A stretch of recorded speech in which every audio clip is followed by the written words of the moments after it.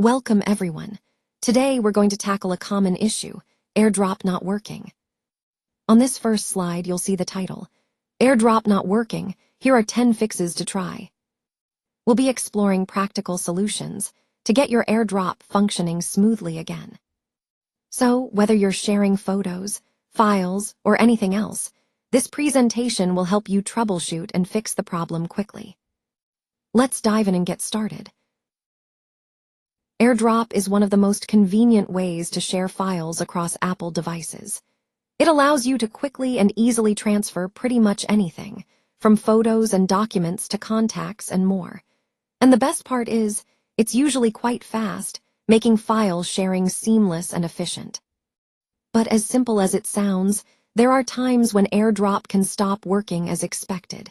Maybe it's not showing up or transfers aren't completing. That can be frustrating, especially when you're in a hurry. So if you find yourself in that situation, don't worry. Today, I'll walk you through some common troubleshooting steps. These are practical tips to help you fix the problem and get AirDrop working smoothly again.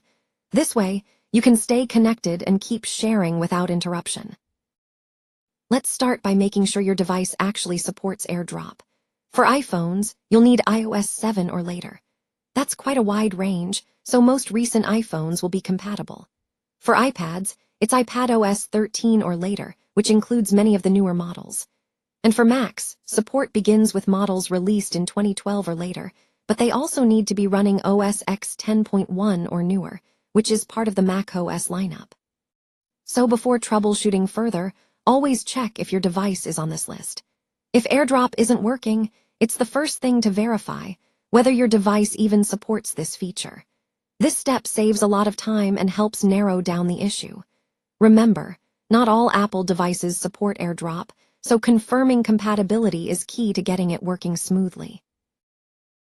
If your iPhone supports AirDrop but isn't showing up in the list of available devices, don't worry. It could be because it's either powered off or locked. So the first thing to do is make sure your iPhone is unlocked. When it's unlocked, it should appear in the list of devices for AirDrop, making it easier to connect. Now, if you've already sent an AirDrop and notice that it's stuck on waiting, try asking the receiver to keep their iPhone unlocked as well. Sometimes, a simple step like that can resolve the issue and get your AirDrop moving smoothly again. Remember, keeping devices unlocked and active is key to seamless sharing. Now, let's take a closer look at your AirDrop settings. One common reason why AirDrop might not be working is because of how your settings are configured. There are 3 main options you can choose from. The first one is receiving off, which means no one can send you files via AirDrop. If this is selected, you won't be able to receive anything. The second option is contacts only, so only people saved in your contacts can send you files. And the third option is everyone for 10 minutes, which allows anyone nearby to AirDrop files to your device, but only for a limited time. If your AirDrop is set to receiving off, you definitely won't receive files. So to fix this, you need to adjust your settings. I'll show you how to do that on your Apple devices, making sure you're set up to receive files when you want to. Now let's take a look at how to adjust your AirDrop settings on your iPhone. First, go to Settings, then tap on General and finally select AirDrop. This is an important step because managing your AirDrop settings helps control who can see your device and send you files. You can choose to be discoverable by everyone, contacts only, or turn it off completely. Remember, selecting everyone makes it easier to share quickly, but it can also pose security risks. So it's best to set it to contacts only or turn it off when you're not actively sharing. This small adjustment can really help keep your device secure while still allowing smooth sharing when you need it. It's a simple step, but it plays a big role in managing your device's privacy and connectivity. All right, now let's look at step 7. Here, you want to select everyone for 10 minutes. This setting is crucial because it allows your device to receive AirDrop files from anyone nearby. By choosing everyone, you're opening up the sharing window to all nearby Apple devices for a limited time. This helps prevent any connectivity issues or restrictions that might come up if you leave it on a more limited setting. Remember, this is just for a short window, 10 minutes, so it's secure and convenient.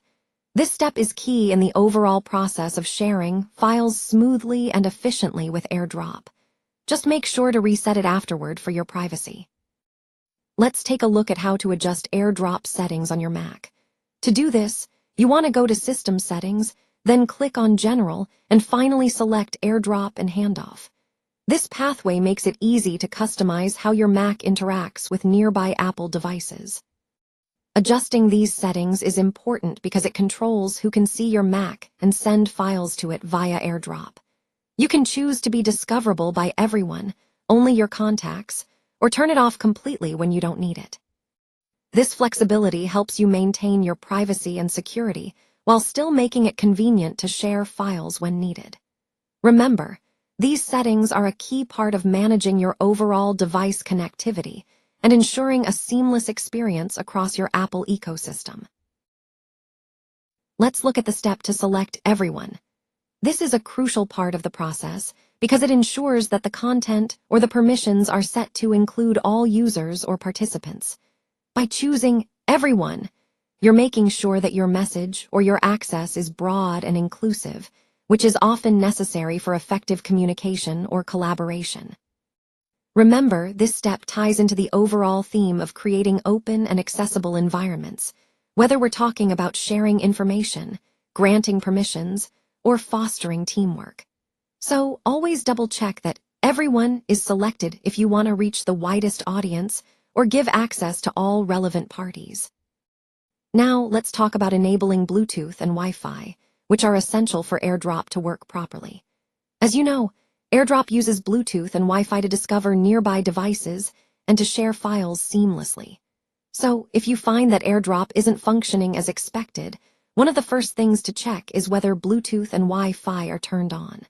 Sometimes, they might be turned off accidentally or due to power-saving settings. To fix this, you'll want to enable both Bluetooth and Wi-Fi on your device. It's a simple step, but a crucial one. Ensuring that these features are active helps your device communicate effectively with others when using AirDrop. Remember, the overall goal here is to keep your devices ready to connect quickly and smoothly, making file sharing effortless. So, always double-check these settings if you're facing any issues with AirDrop. To enable Wi-Fi on your iPhone, simply go to Settings and then tap on Wi-Fi. Once you're there, you'll see a toggle switch. Just turn it on to enable Wi-Fi. This is a quick and easy step, but it's crucial because having Wi-Fi enabled allows your device to connect to wireless networks, which is often faster and more reliable than cellular data. Now, for Bluetooth, it's just as important for many of the features we use daily. To turn on Bluetooth, go to Settings again and find the Bluetooth option. Tap on it and make sure the toggle switch is turned on. Enabling both Wi-Fi and Bluetooth is essential because they facilitate seamless connectivity with other devices and networks. Whether you're connecting to a wireless printer, pairing a headset, or accessing the internet, having these toggles turned on ensures your iPhone is ready to communicate with the world around it. Remember, these settings are foundational for a smooth and efficient user experience, especially as we move into more connected and smart device integrations. Alright, now let's move on to connecting your device via Bluetooth. First, go to Settings and then select Bluetooth. Once you're there, simply turn on the toggle to enable Bluetooth. This step is crucial because it allows your device to discover and connect with other Bluetooth-enabled devices. Remember, enabling Bluetooth is the first step towards seamless wireless communication. So just flip that toggle, and you're ready to pair your device with accessories or other gadgets. It's a simple action, but it plays a vital role in ensuring your device functions smoothly within the wireless ecosystem. Let's start by going to System Settings and then selecting Wi-Fi. Make sure to turn on the toggle to enable Wi-Fi. That way, your device can connect to available networks. Next, it's important to enable Bluetooth and Wi-Fi on your Mac as well. These features are crucial for seamless connectivity and smooth operation, especially when you're trying to pair devices or access online resources. Remember, turning these on isn't just about getting things working. It's about ensuring your entire setup functions efficiently and reliably. So, in summary, Enabling Wi-Fi through system settings and turning on Bluetooth and Wi-Fi on your Mac are essential steps to stay connected and keep your workflow moving smoothly. Let's start by going to System Settings and then selecting Bluetooth. Once there, you'll want to turn on the toggle to enable Bluetooth. This step is essential because Bluetooth allows your devices to communicate wirelessly, making data transfer and device pairing much easier. Next, it's important to also enable Bluetooth and Wi-Fi on your Mac. Having both of these features turned on ensures seamless connectivity and smooth operation when syncing or transferring files. Remember, enabling Bluetooth and Wi-Fi is a simple yet crucial step in optimizing your device's functionality. It aligns with our overall goal of creating an efficient and wireless workflow, making your experience much more streamlined and convenient. Since AirDrop relies on both Wi-Fi and Bluetooth to function smoothly, it's important to remember that you can't use it while Personal Hotspot is turned on. That's because Personal Hotspot essentially creates a separate network, which can interfere with the communication channels AirDrop needs. If you find yourself needing to use AirDrop and your Personal Hotspot is active, the solution is simple. You just need to turn off the hotspot. So here's how you do it. Go to your device's settings, find the Personal Hotspot option, and toggle it off. Once it's disabled, AirDrop will be able to work without any issues, and you can share files seamlessly again. This step is crucial because it ensures that your device's networking features aren't conflicting, making your file sharing experience smooth and reliable. Now, to turn off the Personal Hotspot, go to Settings and then select Personal Hotspot. Once you're there, look for the toggle next to Allow Others to Join and simply turn it off. This step is important because it helps conserve your data and battery, and also enhances your security by preventing others from connecting without your permission. Remember, turning off the hotspot when you're finished using it is a good practice to keep your device safe and your connection private. This small action ties into our overall theme of managing device settings effectively to ensure security and optimal performance. If you can't enable AirDrop on your iPhone or Mac, or if the AirDrop option appears grayed out, it's likely due to content and privacy restrictions on your devices. Sometimes, these restrictions can unintentionally block features like AirDrop, so it's important to check and remove any limits that might be in place. I'll walk you through how to remove AirDrop restrictions from both your iPhone and your Mac.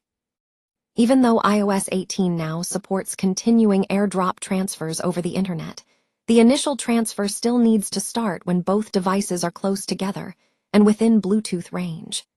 This means that if AirDrop isn't working, one of the first things to try is simply bringing your devices closer to each other. Moving them into closer proximity often resolves connectivity issues. So remember, if you're experiencing trouble with AirDrop, try moving your devices closer first. That small step can make a big difference in getting those transfers to work smoothly. All right, let's look at how to remove AirDrop restrictions on your iPhone. First, you'll want to go to Settings, then tap on Screen Time. From there, select Content and Privacy Restrictions. Once you're in that menu, look for the option to remove AirDrop restrictions. This process essentially allows you to control who can share content with you via AirDrop, and removing restrictions makes it more convenient to share files freely. Remember, this step is important because it helps ensure your device's sharing capabilities are fully accessible, which aligns with our overall goal of making your device more user-friendly and efficient. So just follow these steps, and you'll have your AirDrop working smoothly again. Now, to allow AirDrop on your device, tap on Allowed Apps and Features, and then simply enable the toggle next to AirDrop. This step is crucial because it ensures you can easily share files wirelessly with other Apple devices. Remember, removing AirDrop restrictions is all about making your device more accessible and user-friendly, especially when you need quick file transfers. So, by enabling AirDrop, you're effectively removing any barriers that might prevent smooth sharing. This aligns perfectly with our overall goal of optimizing device functionality and simplifying your digital experience. Let's move on to the next step, clicking on App and Feature Restrictions. This is where we can manage what apps and features are available or restricted on the device. Now, specifically, if you want to remove AirDrop restrictions on a Mac, you'll need to locate this section first. Once you're there, look for the setting related to AirDrop. Often, restrictions can be set to limit or disable AirDrop for security or organizational reasons. To remove these restrictions, simply change the setting to allow AirDrop again. This is important because AirDrop is a key feature for quick, wireless file sharing between Apple devices. Removing these restrictions ensures seamless sharing and helps maintain the overall productivity and user experience. Remember, managing these settings carefully is crucial to balance security with functionality, especially within an organizational or managed device environment. Now, let's move on to the next step. Click on App and Feature Restrictions. This is where we manage what apps and features are accessible on the device.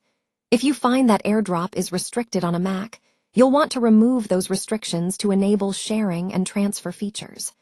Removing AirDrop restrictions can be crucial for users who need seamless file sharing between Apple devices. By doing this, you're ensuring that users can easily send and receive files without unnecessary barriers, which ties back into our overall goal of optimizing device usability and user experience. So, just follow these simple steps to lift those restrictions and unlock the full potential of your Mac.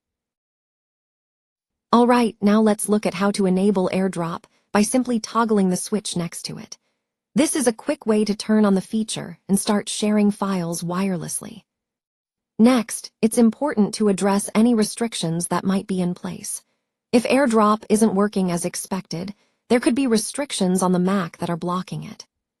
So, to remove these restrictions, you'll want to go into your settings and disable any limitations that are set for AirDrop. This unlocks the full functionality of the feature, making file sharing seamless and efficient. By enabling AirDrop and removing any restrictions, you ensure smooth and secure file transfers, which is a key part of optimizing your Mac's connectivity. Remember, these steps help keep your workflow moving without unnecessary interruptions. Thanks for watching, everyone. I really appreciate your time and attention throughout this presentation.